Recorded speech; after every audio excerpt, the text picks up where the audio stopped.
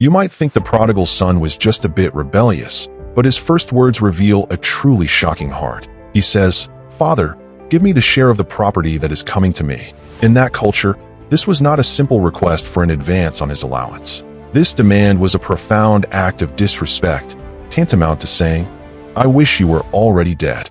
He was severing the family bond for personal gain, treating his father as a means to an end. According to Deuteronomy 21 verse 17, the younger son would only receive 1/3 of the estate. But he wanted it now, rejecting his father's authority and care for his future. This establishes the immense offense that requires forgiveness. It's a premeditated, heart-shattering betrayal. But the father's response is the true shock of the story. He does not wait for an apology.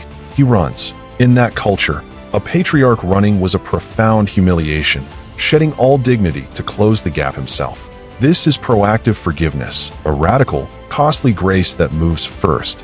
He does not just take him back, he fully restores him. The robe signifies honor, the ring conveys authority, and the sandals mark him as a free son, not a hired servant. This is complete, unconditional restoration, a picture of God's heart for you. It's not a reluctant pardon, but an enthusiastic welcome. This act shatters every religious notion of earning forgiveness. The father absorbs the entire cost of the rebellion himself. But the story's real shock might be its ending, and it's a warning aimed directly at you. The older brother's fury reveals a more insidious sin than the prodigal's rebellion: self-righteousness. He lists his moral resume: "I never disobeyed you." His anger stems from a ledger of earned merits. This is the primary barrier to forgiveness, not just receiving it, but extending it. You cannot accept grace if you believe you've earned it. His indignation, detailed in Luke 15 verses 29 to 30, proves he viewed his relationship with the father as a transaction, not a gift. He calls the returning son, "This son of yours," severing brotherhood. Self-justification always severs relationships. His story is the cautionary tale for the morally upright, the religious, the one who never ran away.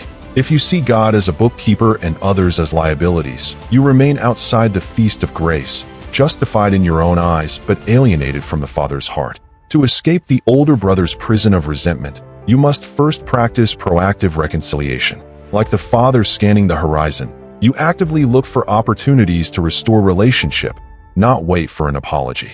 This mirrors God's heart, who, while we were still sinners, Christ died for us. Next, you must completely release the right to punish. The father never mentions the squandered inheritance. This is costly grace, absorbing the debt yourself rather than demanding payment, just as God did for you through the cross. Finally, you must choose celebration over condemnation.